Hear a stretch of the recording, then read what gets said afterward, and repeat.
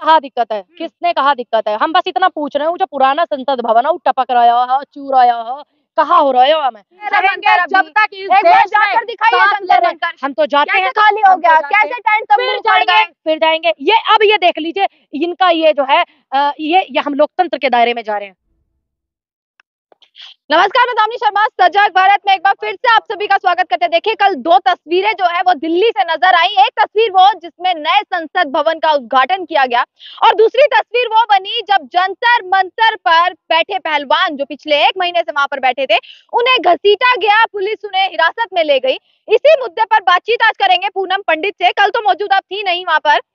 नया संसद भवन बना, एक उद्घाटन हुआ बड़े भव्य तरीके से, और दूसरी वो तस्वीर थी जब पहलवानों को घसीटा गया, हिरासत में उन्हें लिया गया। ये एक तस्वीर थी और जिससे एक सबसे बड़ा प्रश्न चिन्ह खड़ा हो रहा है, एक सबसे बड़ा सवाल खड़ा हो रहा है कि क्या ये धरना अब खत्म हो चुका है। आपने बोला कि आप वहां नहीं थी, आप, मैं ही नहीं, वहां बहुत से लोग नहीं थे, क्योंकि प्रधान सेवक की पुलिस वहां तक पहुंचने देती, तभी तो वहां पर हम जैसे लोग होते।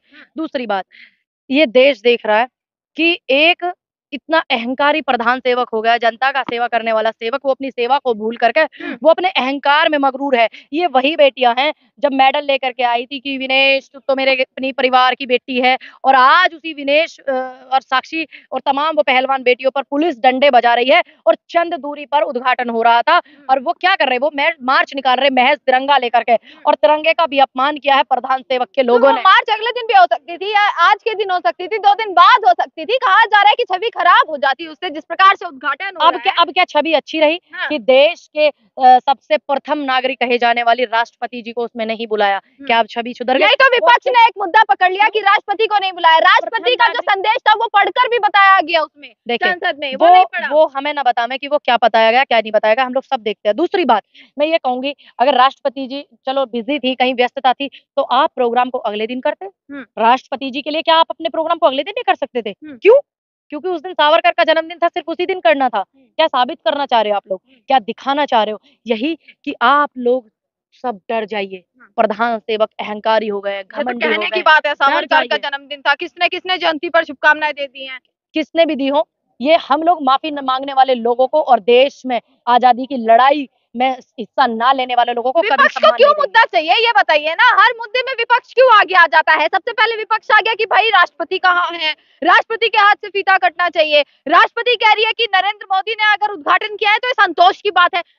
विपक्ष का क्या काम है, ये विपक्ष, आप मुझे इतना बता दीजिए, विपक्ष का काम क्या है? विपक्ष का काम है जनता के मुद्दे उठाना। संविधान का अगर अपमान हो रहा है, ये सिर्फ राष्ट्रपति जी की बात नहीं है, ये संविधान के प्रथम नागरिक का अपमान है और संविधान का अपमान है। ये समझ में आया? तो संविधान देश का है, किसी एक व्यक्ति का नहीं है, या प्रधानमंत्री जी का या राष्ट्रपति जी महामहिम जी का नहीं है, पूरे देश का है, समस्त भारत का संविधान है, तो संविधान का अपमान है।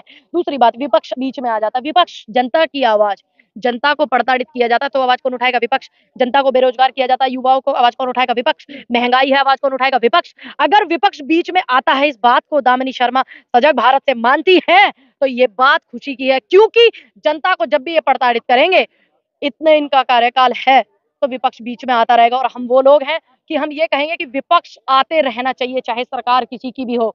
विपक्ष का इन्वॉल्वमेंट बहुत जरूरी है, क्योंकि महज एक आवाज जो है जनता की, वो विपक्ष हो जाती है। अगर विपक्ष ही नहीं रहेगा तो जनता को तो ये पूरा खुलेआम प्रताड़ित करेंगे। तो ये अच्छी बात है, विपक्ष होना चाहिए, विपक्ष का सम्मान। तस्वीरें देखिए आपने, कितना भव्य तरीके से उद्घाटन हुआ है। वो सेंगोल का उद्घाटन, उसको स्थापित कर देना कितनी बड़ी बात है। किस तरीके से मठों से जो है, जो पुजारी आए थे, उन्होंने जो किया उसकी तारीफ बिल्कुल नहीं करेंगे। देखिए मैं बिल्कुल कहती हूँ कि स्वागत बहुत भव्य हुआ, बिल्कुल अलग हुआ, कि देश की बेटियां तिरंगा लेकर के जा रही थी, वो बेटियां जो इस देश में मेडल लेकर के आई थी, और उनको घसीट रहे थे, इनकी जो आदमी थे, इनके पुलिस वाले, वो जेंट्स घसीट रहे थे उन बेटियों को, उन पर नट बजा रहे थे, उनको इनको जो है अरेस्ट कर दिया। और कांग्रेस के जो नेता थे, वो उनको बेटियों को सपोर्ट कर रहे, किसान नेता सपोर्ट कर रहे, संगठन सपोर्ट कर रहे, किसी को हाउस अरेस्ट कर दिया, किसी को बॉर्डर पे रोक दिया, कहीं बैरिकेड लगा दिया, किसी को ऑफिस अरेस्ट कर दिया गया।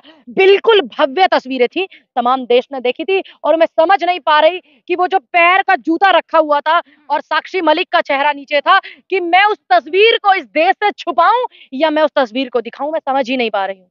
अच्छा, एक लड़ाई लड़ रहे थे बृजभूषण के खिलाफ कि भैया बृजभूषण की गिरफ्तारी होनी बहुत चाहिए। भव्य, फिर देख लिया ना आपने बहुत कि कितना भव्य। असर पड़ा है। अब हम समझ गए हैं, जो कुछ लोग कंफ्यूज थे कि ब्रजभूषण ने जो प्रताड़ित किया इन बेटियों को, कोई बात नहीं, प्रधानमंत्री जी जो हमारे वो इसमें निर्णय लेंगे।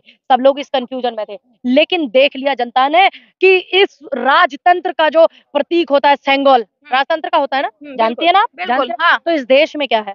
लोकतंत्र है। तो आप लोकतंत्र को मानेंगे कि एक नए राजतंत्र को? लोकतंत्र की शुरुआत हुई, एक नया संसद क्यों? बना, एक नया देश, नहीं, लगातार इस हेडलाइंस यही देश चलाई में गई। लोकतंत्र है, कुछ नया। लोकतंत्र रहेगा। हाँ। इस देश में राजतंत्र नहीं होगा, इस देश में लोकतंत्र ही रहेगा। चाहे तुम सिंगौल ले आओ, चाहे तुम अजय मिश्रा टहनी जो है उसको बिठा लो, मानती है ना आशीष लोकतंत्र है, मिश्रा को बिठा लो। मानती है ना लोकतंत्र है अभी। लोकतंत्र मानती हूँ, हाँ। लेकिन अभी जिंदा है लोकतंत्र, ये मानती है ना बिल्कुल। हम जैसे लोग, जनता जो है उस लोकतंत्र को मानती है, इसलिए इनके घर में हो या ना हो, लेकिन इस देश में लोकतंत्र है, ये इस बात को मान लें।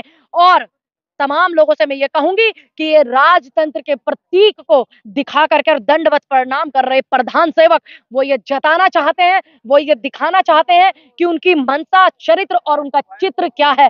आप सभी समझ लीजिए कि इस देश में, इस जनता के लिए लोकतंत्र जरूरी है या फिर राजतंत्र जब जरूरी है। देश की जनता को इससे कोई फर्क नहीं पड़ा या देश की जनता को कोई दिक्कत नहीं है कि भाई हमारा नया संसद भवन बना है, पुराने संसद में कहा जाता था जब भाषण होता था तब कुर्सियां बिछाई जाती थी अलग से, क्या हुआ? तो इससे क्या दिक्कत है अगर बनवा दिया तो? किसने कहा दिक्कत है? किसने कहा दिक्कत है? हम बस इतना पूछ रहे हैं, वो जो पुराना संसद भवन है वो टपक रहा है, चू रहा है, कहाँ हो रहे हो हमें? हम बस इतना पूछना चाह रहे हैं। दूसरी बात, ये जो पैसा लगाया इसे तुम कहीं और लगा लेते। चलो अब बन गया संसद भवन, अच्छी बात है, इस देश को शुभकामनाएं, होना चाहिए, इस देश को शुभकामनाएं कि देश में नया संसद भवन बना है। लेकिन हमें तकलीफ इस बात से है कि प्रथम नागरिक संविधान की राष्ट्रपति जी महामहिम उनको नहीं बुलाया। दूसरी बात, उस संसद भवन के अंदर जब बेटियां 1.25 महीने से धरना कर रही हैं, ब्रजभूषण को बिठाया गया।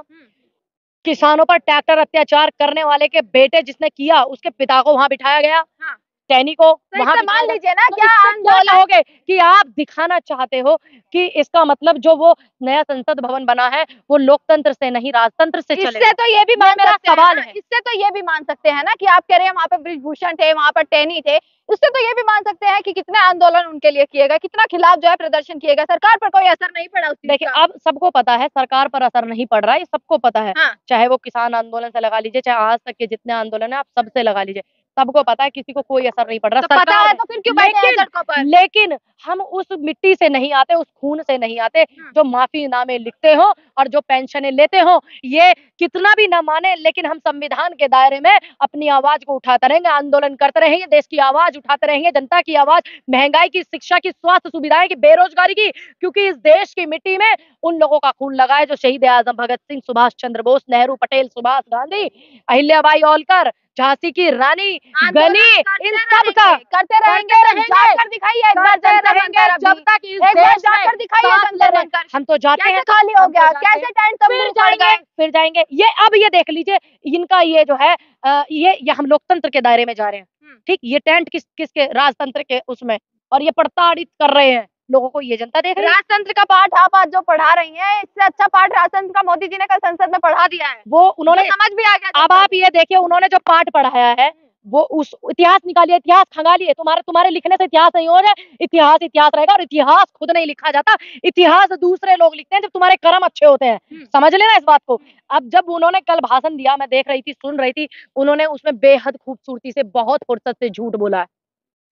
सच्चाई क्या लगती है आपको? सबको पता है, 9 साल में आपको एक एक चीज झूठी तो लगी है। 2014 के बाद से पूरी आपको सरकार की जुबान ही झूठी लगती है। इतिहास पढ़िए, सिंगोल क्या है, इतिहास पढ़िए, सिंगोल क्यों दिया जाता है, इतिहास पढ़िए कि नेहरू जी ने उसको क्यों रख दिया था, इतिहास पढ़िए कि एक भी प्रधानमंत्री ने सिंगोल का इस्तेमाल नहीं किया, इतिहास पढ़िए, सिंगोल को छुआ तक नहीं, इतिहास पढ़िए, तब बैठ करके बातें करते हैं, जब चर्चा होगी। एक नया लोकतंत्र बना है, राजतंत्र चाहिए, लोकतंत्र नहीं, और लोकतंत्र चाहिए, सॉरी, राजतंत्र नहीं। हाँ, और आप कह रही है राजतंत्र है, राजदंड का प्रतीक होता है। ये जो प्रतीक है, उसके सामने दंडवत देश के प्रधान सेवक का होना, आप क्या कहेंगी?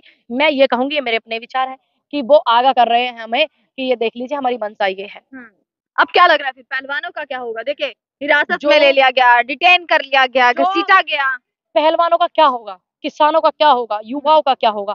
वही होगा जो ये देश की जनता और ये संविधान तय करेगा। इनके राजतंत्र से कुछ वही नहीं होगा जो तुम्हारा। सरकार चाहेगी, नहीं, वही नहीं, होगा जो मोदी जी नहीं चाहेंगे। नहीं ये नहीं शब्द नहीं नहीं ये लगाया नहीं नहीं नहीं ये माफी मांग में लिखने वाले लोग नहीं है। ये भगत सिंह की धरती है, गांधी की धरती है, सुभाष नेहरू पटेल, झांसी की रानी अहिल्याबाई होलकर, अंबेडकर जी की धरती है, ये गांधी जी की धरती है, ये इंदिरा जी की धरती है, जहाँ शहादत गाथाएं हुई हैं। ये ऐसी धरती है। ये माफीनामे ऐसा नहीं है कि ये आंदोलन उठा दिया तो फिर नहीं होगा, फिर आंदोलन होगा। कोई बात नहीं, क्या करेंगे, ये क्या करेंगे? क्या देश की बेटियों को गोली से मार देंगे? क्या देश की बेटियों को अगवा कर लेंगे? क्या देश की बेटियों को जबरदस्ती जेल में बंद करेंगे? नहीं ना। अगर ऐसा करेंगे तो वो भी भुगतने के लिए इस देश की बेटियां तैयार है, पीछे नहीं है। इस देश का एक एक नागरिक बेटी के सम्मान में गोली खाने के लिए भी तैयार है, भगत सिंह की तरह फांसी झूलने के लिए तैयार है, सब चीज के लिए आपने तैयार कोशिश करी थी कल कफन आने की? बांध कर सर पर निकलते हैं इस देश के वो लोग जिनके बुजुर्गों का खून पसीना लगा है देश की आजादी में। हाँ, हमने कोशिश की। आप कौन से बॉर्डर पर थे? मैं गाजीपुर बॉर्डर पर भी नहीं पहुंच पाई थी। 93 में अपना ऑफिस है, वहां पर पहुंच पाया। पता चला कि पहले से जो पुलिस ने हाउस ऑफिस अरेस्ट किया हुआ था, हमारे तमाम साथियों को अरेस्ट किया हुआ था, तमाम जगह पुलिस लगी हुई थी। अच्छा। वैसे मैं बाहर थी, बाहर से मैं आ रही थी, जैसे मुझे पता चला, मैं अपने जिले में भी नहीं थी, तो वहां पे पहले से ही उन्होंने सेटलमेंट सब कुछ किया हुआ था। चलिए, पूनम पंडित हमारे साथ मौजूद थी और इसी के साथ जो है नया संसद भवन का उद्घाटन हो गया, परंतु विवाद अभी भी छिड़ा हुआ है। उद्घाटन होने के बाद भी लगातार एक विरोध किया जा रहा है, विवाद बना हुआ है। और एक दूसरा जो विवाद है वो है पहलवानों को लेकर कि अभी जंतर मंतर पर जो तस्वीरें मैंने आपको सुबह की वीडियो में भी दिखाई थी कि पूरा खाली कर दिया गया है, वहां से जितने भी टेंट और तंबू थे वो उखाड़ दिए गए हैं। वो एक बड़ी तस्वीर थी जो कहीं ना कहीं आपको मैंने दिखाई। इसी के साथ हर खबर आप तक दिखाते रहेंगे, जुड़े रहिएगा हमसे, देखते रहिएगा सजग भारत। आपका बहुत बहुत शुक्रिया।